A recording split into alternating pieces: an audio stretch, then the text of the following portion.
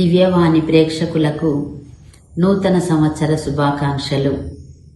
ప్రియ స్నేహితులారా, ఈనాటి మన ధ్యానాంశము గతమున కన్నీరు మన భవిష్యత్తు క్షేమము కొరకే. ప్రియ స్నేహితులారా, 2025వ సంవత్సరము దేవుడు మనల్ని ఎంతో కాచి కాపాడి ఉన్నారు. మనతో జీవించిన వారు,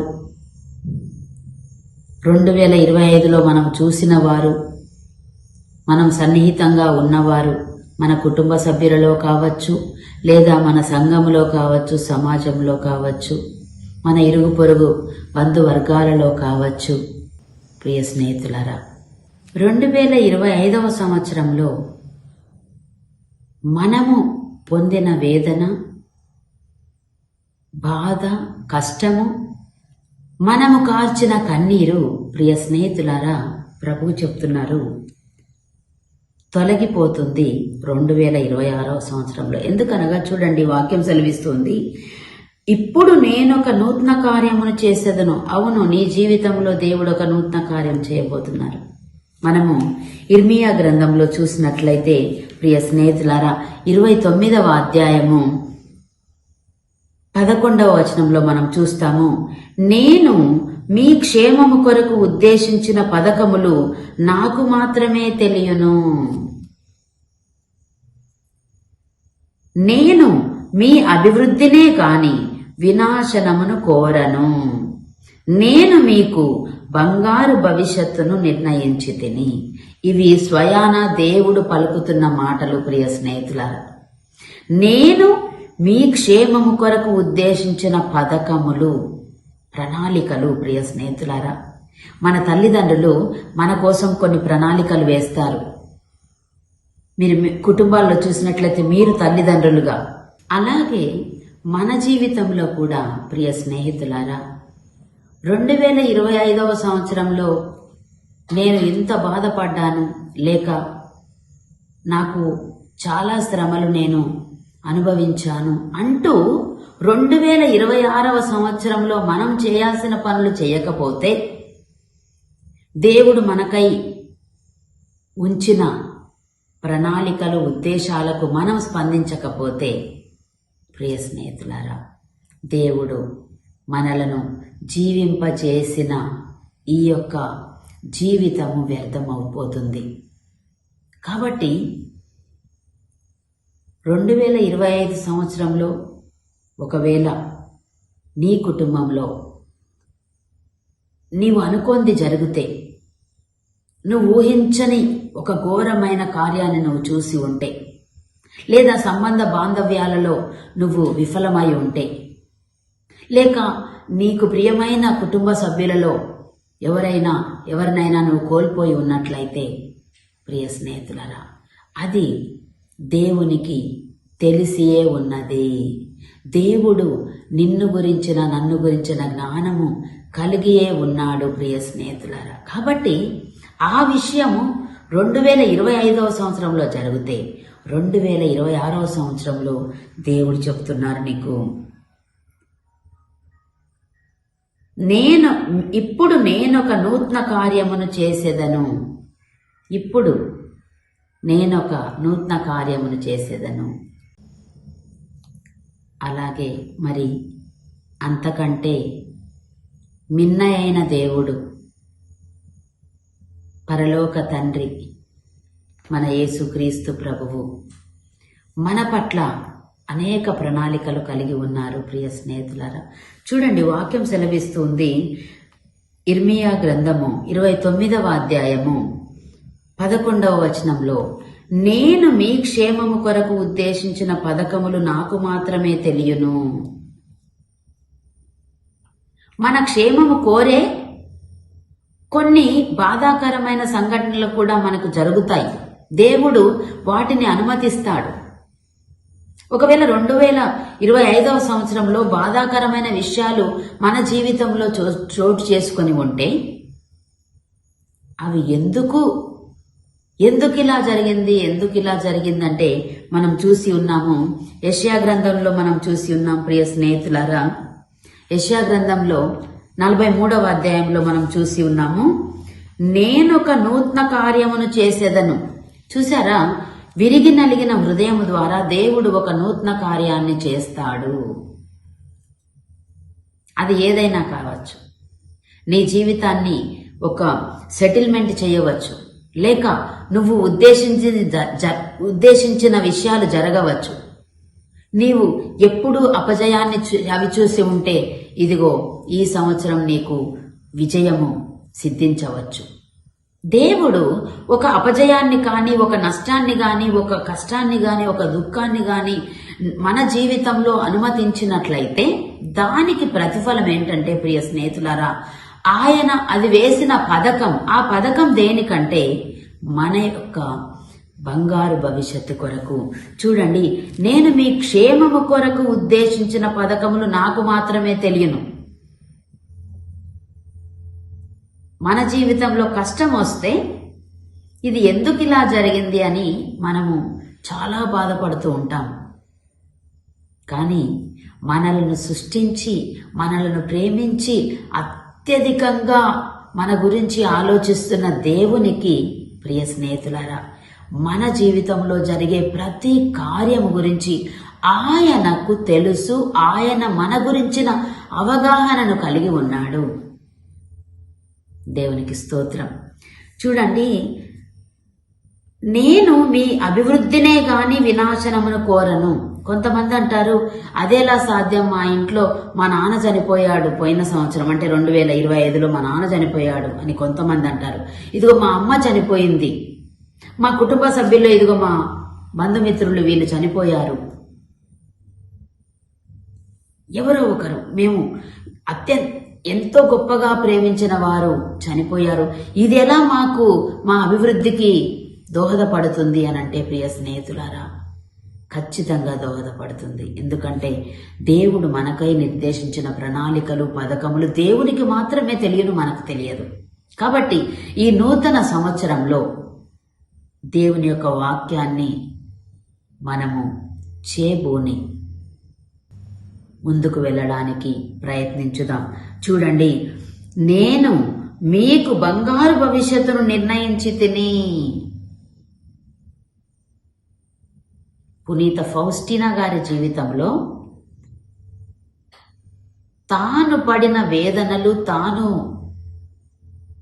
పడిన కష్టాలు, ప్రియ స్నేహితులారా, నేను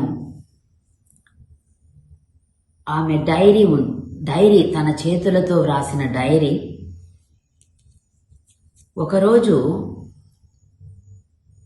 పునీత ఫౌస్టినా అంటే సిస్టర్గా ఉన్నారు. వాళ్ళు సిస్టర్గా ఒక కమ్యూనిటీలో ఉన్నప్పుడు ఆమె ప్రతిరోజు డైరీ వ్రాసుకుంటుంది. వ్రాసుకొని ఒకరోజు ఆ డైరీ వ్రాసుకుంటుంటే వారి యొక్క సుపీరియర్ సిస్టర్ వచ్చి, అంటే కాన్వెంట్లో ఒక పెద్ద ఉంటారు, సిస్టర్స్ అందరి మీద పెద్ద ఉంటారు, వారు వచ్చి ఏం చేస్తున్నావు అన్నప్పుడు నా డైరీ రాసుకుంటున్నాను అని చెప్పింది. ప్రియ స్నేహితులారా, వెంటనే ఆ పెద్ద సిస్టర్ ఏం చేశారంటే ఆ డైరీ తీసుకొని మొత్తం చించేసి మంటలో వేసి కాల్చివేశారు. ప్రియ స్నేహితులారా, అప్పుడు సిస్టర్ ఫౌస్టినా అంటే ఈరోజు పునీత ఫౌస్టినా గారు ఎంతో దుఃఖంతో, ఎంతో బాధతో, అయ్యో, ఎందుకంటే ఆమె డైరీలో వ్రాసుకున్న విషయాలన్నీ దేవునితో తన సన్నిహిత సంబంధం, దేవుడు తనతో ఏం మాట్లాడుతున్నారు, తను ఎలా స్పందిస్తుంది, ఆ విషయాలన్నీ ప్రజలకు తెలియాలి, లోకం తెలుసుకోవాలి, దేవుని గురించి తెలుసుకోవాలి, దేవుడు నాతో ఏం మాట్లాడుతున్నాడు అనే విషయాలు ప్రజలకు తెలియాలి అని పునీత ఫౌస్టినా డైరీ రాసుకుంటుంటే ఈ విధంగా చించి పడేసి కాల్చివేసినప్పుడు ప్రియ స్నేహితులారా, ఆమె తన యొక్క కన్ఫెసర్ దగ్గరికి వెళ్ళి, పాప సంకీర్తనానికి వెళ్ళిన ఫాదర్ దగ్గర చెప్తుంది, నా డైరీ మా సుపీరియర్ చించివేశారు, కాల్చివేశారు అని అన్నప్పుడు ఫాదర్ చెప్పారు, సిస్టర్ మీరు మళ్ళీ రాసుకోండి, దిగులు పడగాకండి, బాధపడగాకండి అని ఆమెను ఓదారుస్తూ మీరు మళ్ళీ రాసుకోండి. ఆ డైరీ ఎవరికి కనపడకుండా మీరు మీ రూమ్లో రాసుకొని పెట్టుకోండి అని చెప్పారు ప్రియ స్నేహితులారా.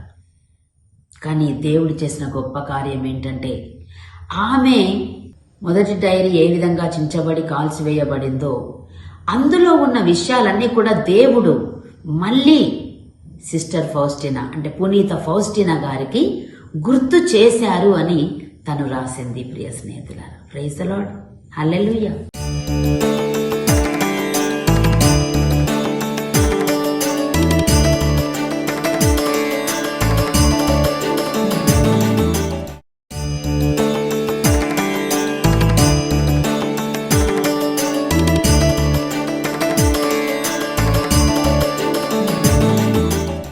ఘోరమైన శ్రమలు అనుభవించేటప్పుడు పునీత ఫౌస్టినా గారు ఆమె ఎంతో వేదన పడుతూ దుఃఖపడుతూ దేవునికి సమర్పించి, ప్రభు నీకు తెలియనిది నా జీవితంలో ఏదీ లేదు అని సమర్పించుకున్నారు ప్రియ స్నేహితులారా. అందుకు ఫలితంగా ఏమి దొరికింది అంటే నిత్య జీవ భాగ్యం. ఈనాడు యేసు ప్రభు తనతో ఏమైతే మాట్లాడారో ఆ విషయాలన్నీ కూడా తన డైరీలో పొందుపరిచి ఉన్నారు ప్రియ స్నేహితులారా. ఆ డైరీ చదివినప్పుడు 2 పేజీలు చదివితే మనము ప్రత్యేకంగా ఏడవనవసరం లేదు. ఆమె జీవితంలో జరిగిన సంఘటనలు గుర్తు తెచ్చుకొని ప్రియ స్నేహితులారా, డైరీ చదువుతుంటే ఆటోమేటిక్గా ఆమె భరించిన ఆ కష్టము, బాధలు, వేదనలు ప్రియ స్నేహితులారా ఎంత ఆనందంగా, ఎంత సంతోషంగా ఆమె స్వీకరించిందంటే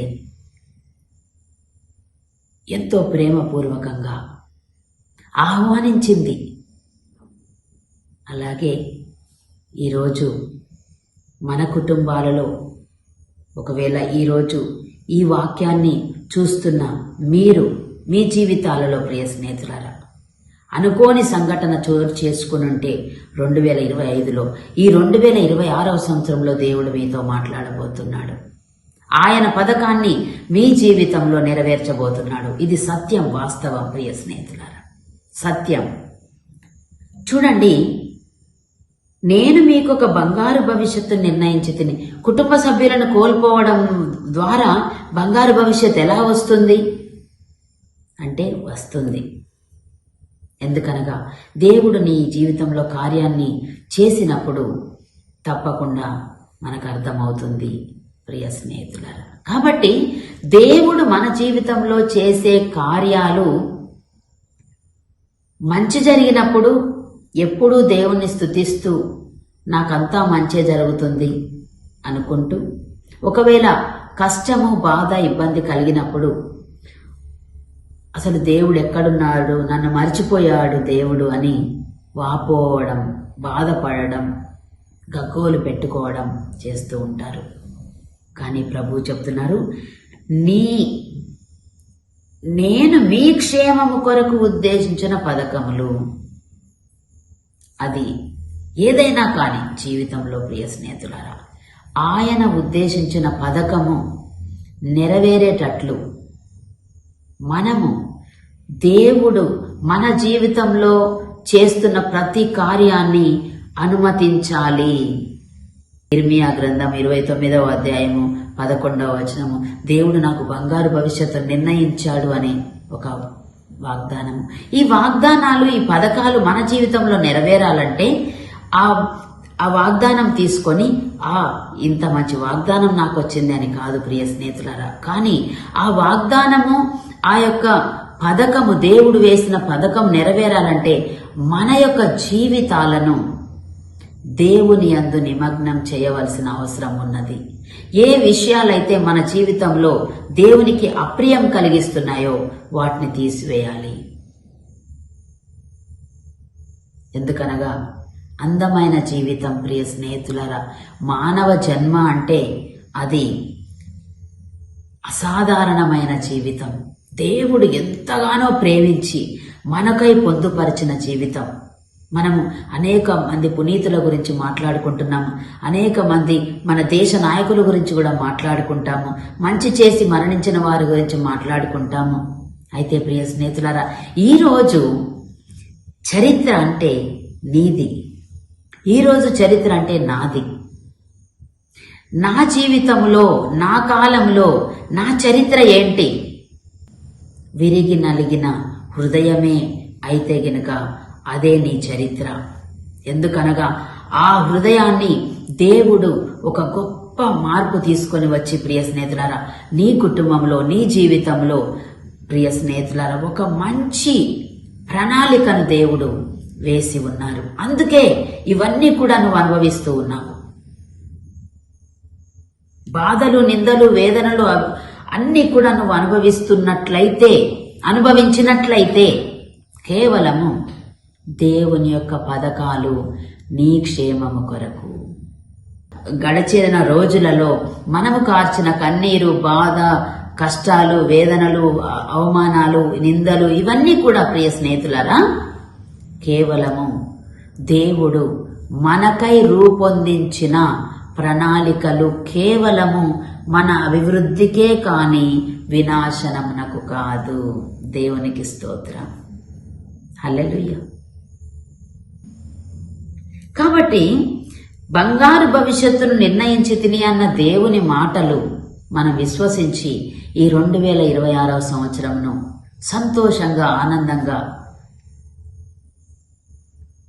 సాగిపోవడానికి, మరి ముఖ్యంగా దేవునిలో ఎదగడానికి, దేవునితో సత్సంబంధాన్ని కలిగి ఉండి దేవునికి భయపడి జీవించడానికి మనము ప్రియ స్నేహితులారా ప్రయత్నించాలి.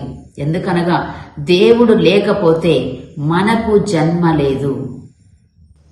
2026వ సంవత్సరంలోనికి మనము అడుగు పెట్టి ఉన్నామంటే ప్రియ స్నేహితులారా, ఒక విషయం మనం ఏం గ్రహించాలంటే, దేవుడు మనకై ఉద్దేశించిన పనిని పరిపూర్తి కావలసి ఉన్నది కాబట్టి ఇంకా మనము సజీవముగా ఈ లోకంలో ఉన్నాము ప్రియ స్నేహితులారా. కానీ కొంతమంది నూతన సంవత్సరంలోనికి ప్రవేశించినా కూడా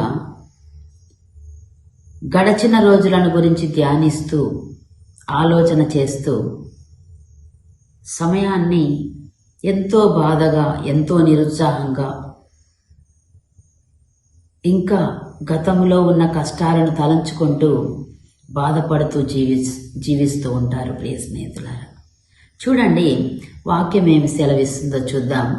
యెషయా గ్రంథము 43వ అధ్యాయము 18, 19 వచనాల్లో మనం చూసినట్లయితే, మీరు పూర్వపు సంగతులను జ్ఞప్తికి తెచ్చుకోనక్కరలేదు, ప్రాత సంఘటనలను తలచుకోనక్కరలేదు. ఇప్పుడు నేనొక నూతన కార్యమును చేసేదను, అది తక్షణమే జరుగును, మీరు దానిని వెంటనే చూతురు. మీరు దానిని వెంటనే చూతురు. నేను ఎడారిలో బాట వేయుదును, అరణ్య భూమిలో త్రోవ వేయుదును. దేవునికి స్తోత్రం. ప్రియ స్నేహితులారా, దేవుడు మనకేం చెప్తున్నాడంటే, మీరు పూర్వపు సంగతులను జ్ఞప్తికి తెచ్చుకోనక్కరలేదు. ఈరోజు మనకు ఎంతో ఆనందంగా, సంతోషంగా ఒక సందర్భం వచ్చిందంటే ప్రియ స్నేహితులారా, అందులో మనము ఒక భాగస్థులమై ఉండి సంతోషాన్ని, ఆనందాన్ని అనుభవించాలి. కానీ పోయిన సంవత్సరం ఇలా జరిగింది, అటు పోయిన నెల ఇలా జరిగింది, 2-3 సంవత్సరాల క్రితం ఇలా జరిగింది అనుకుంటూ ఇంకా ఉన్న సమయంలో మనం చేయాల్సిన కార్యాలను, ఉన్న సమయంలో మనం పొందాల్సిన ఆనందాన్ని ఆనందించకుండా, చేయకుండా, కార్యాలను మనం ముందుకు తీసుకెళ్లకుండా జరిగిపోయిన సంగతులను జ్ఞప్తికి తెచ్చుకుంటూ ఉంటాం. అయితే ప్రభువు చెప్తున్నారు ఈరోజు ప్రియ స్నేహితులారా, నేను మీకు ఒక నూతన కార్యమును చేసేదను. మనకు ఒకవేళ 2025వ సంవత్సరంలో మనకు కన్నీళ్లు, మనం కన్నీళ్ల పాలై ఉంటే, బాధలు అనుభవించి ఉంటే, కష్టాలు అనుభవించి ఉంటే, మరి ప్రియ స్నేహితులారా, ఈనాడు ప్రభు సెలవిస్తూ ఉన్నారు, అది కేవలము మీ యొక్క బంగారు భవిష్యత్తు కొరకే అని ప్రభు చెప్తున్నాడు. అది ఎలా అవుతుంది? కన్నీళ్లు, కడగండ్లు, కష్టాలు, వేదనలు, బాధలు, దుఃఖాలు ఇవన్నీ కూడా ఏ విధముగా బంగారు భవిష్యత్తుకు బాట వేస్తాయి అని మనం అనుకోవచ్చు. కానీ ప్రియ స్నేహితులారా, ప్రతి ఒక్కరి మరి దేవుడు ఎన్నుకున్న పునీతుల జీవితాలలో మనం గమనించినట్లయితే, పునీత ఫౌస్టీనా గారు తన యొక్క జీవితంలో ప్రియ స్నేహితులారా తాను అనుభవించిన బాధ, వేదన, శారీరకంగాను మానసికంగాను తన జీవితంలో అనుభవించిన ఘోరమైన కష్ట నష్టాలు అవన్నీ కూడా ప్రభువుకు సమర్పించి, ప్రభు, ఇవన్నీ నా జీవితంలో జరుగుతున్నట్లు నీవు తెలుసుకొని ఉన్నావు అని ప్రార్థన చేసింది. ప్రియ స్నేహితులారా, ఈ రోజులలో దేవునికి భయపడే అనే విషయాన్ని చాలామంది మరచిపోతున్నారు. ఈ లోకాన్ని చూస్తూ, సంతోషాన్ని చూస్తూ, అసలు దేవుడు ఇవన్నీ నాకు ఇచ్చాడు, కలిగించాడు, నా కోసం ఇవన్నీ సిద్ధపరిచాడు, కాబట్టి నా జీవితాన్ని ఒక పవిత్రమైన మార్గంలో నేను నడవాలి, ఎందుకనగా దేవుడు నన్ను గమనిస్తున్నాడు, చూస్తున్నాడనే విషయము ప్రియ స్నేహితులారా చాలా మంది మర్చిపోతూ ఉన్నారు. తద్వారా జరిగే ఏమిటంటే, దేవుడు మనకై నిర్ణయించిన ఆ నిత్య జీవాన్ని కోల్పోయే ఒక ప్రమాదం ఉన్నది ప్రియ స్నేహితులారా. కాబట్టి ఈ నూతన సంవత్సరంలో దేవుణ్ణి నేను ఏ విధంగా ప్రేమించగలను, ఎన్ని విధాల నేను ప్రేమించగలను, నా సహోదరులను ఆదరించడం ద్వారా, నా సహోదరులకు సహాయపడడం ద్వారా, నా కుటుంబాన్ని సరిదిద్దడం ద్వారా, నాలో ఉన్న బలహీనతలను నేను దేవునికి అప్పచెప్పి ఒక్కొక్కటిగా తీసివేయడం ద్వారా, అలా మనము ఒక దేవునితో సత్సంబంధాన్ని మనము పెంపొందించుకోవాలి. ప్రియ స్నేహితులారా, ఈ లోకంలో మనం గొప్ప కార్యాలు ఏమి చేయనవసరం లేదు, కానీ దేవునికి భయపడి జీవిస్తే నిత్య జీవితం మన సొంతం. ఈరోజు పునీత ఫౌస్టీనా గారు ఒక చిన్న సిస్టర్గా, అసలు ఆమె గురించి ఎవరు పట్టించుకోని విధంగా తన జీవితంలో జీవించింది. కానీ దేవుడు ఏం చేశారంటే, లోకమంతా కూడా ఆమె ద్వారా రక్షింపబడేటట్లు ప్రియ స్నేహితులారా చేస్తున్నారు. 3 గంటలకు, ప్రతిరోజు 3 గంటలకు దివ్యకారుణ్య జపమాల చెప్పడం ద్వారా అనేక మంది గొప్ప అద్భుతాలు తమ జీవితంలో చవిచూస్తున్నారు. మరి అంతటి మహాఘనత ఎలా అంటే, పునీత ఫౌస్టీనా గారు దేవుని పథకాలను తన జీవితంలో అనుమతించారు, దేవునికి సమర్పించారు. కాబట్టి మన జీవితాలను ఈ యొక్క నూతన సంవత్సరంలో దేవునికి సమర్పిస్తూ, ఇదిగో ప్రభువా, ఇర్మియా గ్రంథంలో 29:11 వచనము ప్రతి ఒక్కరూ మనము గుర్తుపెట్టుకోవాలి. ప్రియ స్నేహితులారా, ప్రభు, నేను మీ క్షేమం కొరకు నిర్ణయించిన ప్రణాళికలు, పథకాలు నాకు మాత్రమే తెలియను అని ప్రభు చెప్తున్నారు. ఈ విషయాన్ని మనము గుర్తుంచుకుందాం. ప్రియ స్నేహితులారా, ప్రార్థన చేసుకుందాం. సర్వశక్తిమంతుడా, సర్వోన్నతుడా, నీ దివ్య పాదాలకు వందనములు తండ్రి, స్తోత్రములు తండ్రి. ప్రభు, గడచిన 2025వ సంవత్సరంలో ప్రభు దీవించి ఆశీర్వదించినందుకు నీకు స్తోత్రములు తండ్రి. నూతన సంవత్సరంలో అడుగిడుటకు మాకు ఈ గొప్ప అవకాశాన్ని దయచేసావు తండ్రి. కేవలము నీ పథకాలు, ఇంకా నువ్వు ఉద్దేశించిన ప్రణాళికలు నెరవేరడానికి మాత్రమే మేము జీవించి ఉన్నాము అన్న విషయాన్ని ప్రభు మేమందరము తెలుసుకునేటట్లు ఆశీర్వదించండి ప్రభు. మరి ముఖ్యంగా ప్రభువ, ఈనాడు దివ్యవాక్కు కార్యక్రమంలో పాల్పంచుకున్న ప్రతి కుటుంబమును దీవించి ఆశీర్వదించండి తండ్రి. ఆన్లైన్లో ఈ యొక్క ప్రార్థనలో పాల్గొన్న ప్రతి బిడ్డను కూడా దీవించండి తండ్రి.